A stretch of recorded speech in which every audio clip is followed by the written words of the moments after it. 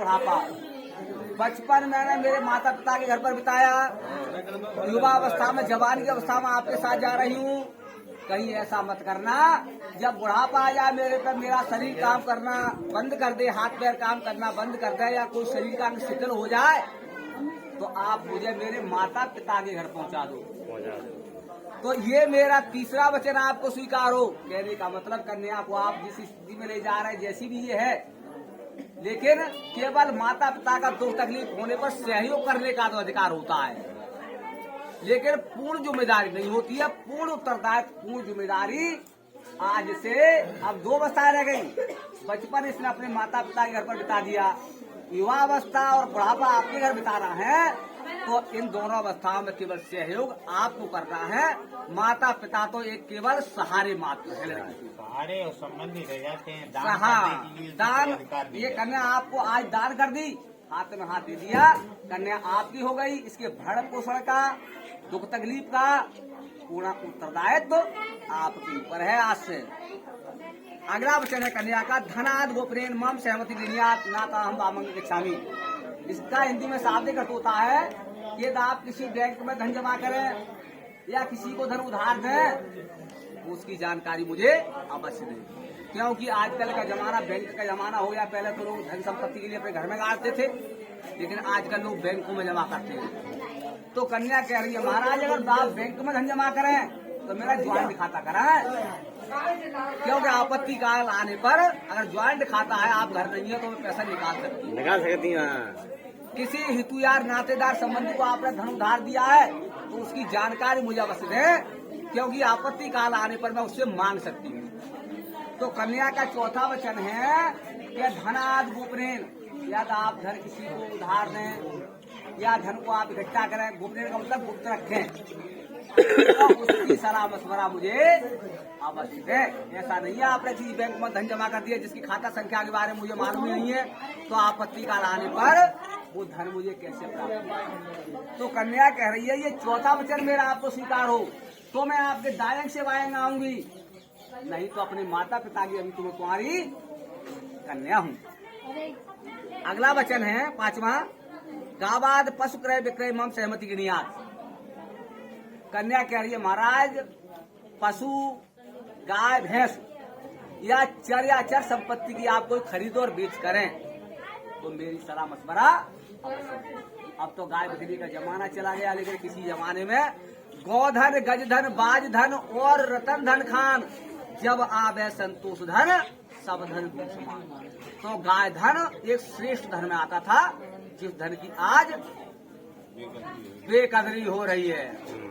तो वेद में लिखा है कि गावाद पशु क्रय विक्रय मम सहमति विनियात। कन्या कह रही है कि महाराज किसी चीज की जमीन जायदाद या प्लाट की खरीद बेच आप करें तो उसकी सलाह मशवरा मेरे से। ऐसा नहीं है आप मेरी गैर इच्छा के किसी चीज की खरीद बेच कर दे जिसकी मुझे हो सकता है आवश्यकता हो। तो ये मेरा 5वां वचन आपको स्वीकार हो तो मैं आपके दाएं से बाएं आऊंगी। कन्या इस समय आपके दाएं हाथ, सीधे हाथ की तरफ बैठिए, और नहीं तो मैं अपने माता पिता की कुंवारी कन्या हूँ। अगर आपको जो बात गलत लगे मेरे कहने की, वो आप मुझे बता देना भाई साहब आपकी ये बात गलत है।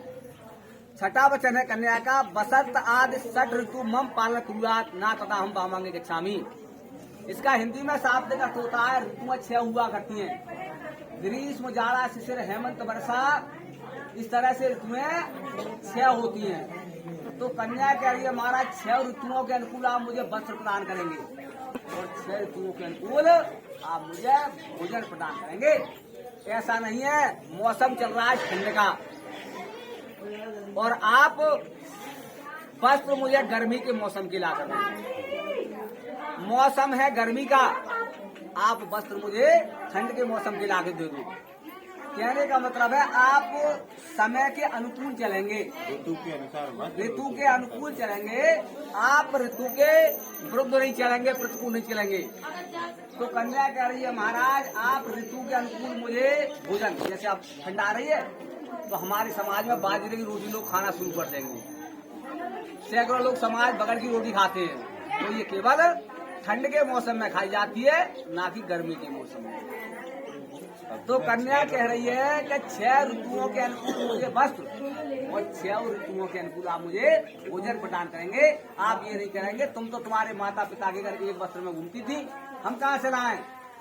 आज से ऋतु के अनुकूल वस्त्र प्रदान करने की, ऋतु के अनुकूल आपको भोजन प्रदान करने की जिम्मेदारी आपकी है। तो कन्या कह रही है महाराज ये छठा मेरा वचन आपको स्वीकार हो तो मैं आपके दायन सेवाएं आऊंगी, नहीं तो अपने माता पिता के भी मैं कुमारी कन्या हूँ। 7वां वचन है सखी सुगन हास्यम कटुवाक्यम ना बदेत ना कुआत तदा हम भवता मांगे गच्छामि। इसका हिंदी में ये लाली क्या बोल रही है अंदर ये तुम अपनो काम करो, बुलंदी कभी नहीं तो काम हुआ। इसका हिंदी में शाब्दिक अर्थ होता है सखी सुगन हास्यम कटुवाक्य ना बदेत।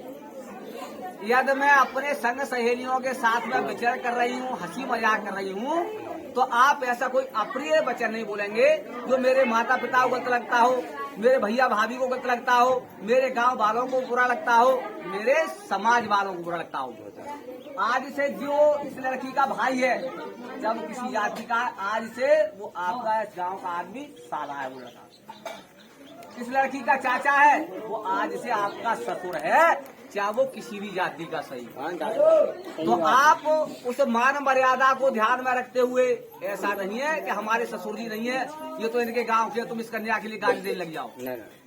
इस कन्या पर मारने के लिए आप हाथ उठाना शुरू कर दें, ऐसा नहीं। अगर कोई गलती है तो केवल आप एक दूसरे के लिए आपस में ही उसका समझौता करेंगे, लेकिन किसी के सामने नहीं।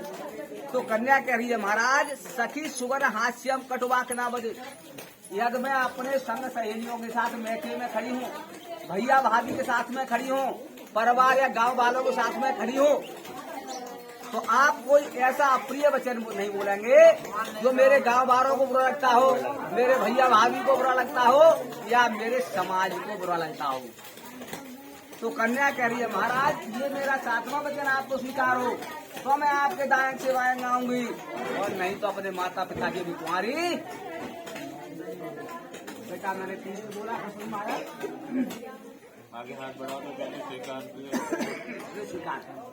आगे बढ़ाओ हाथ, स्वीकार करो एक बार और दोबारा फिर याद रखियो। अगला इसी बात की देखिएगा। हाँ आप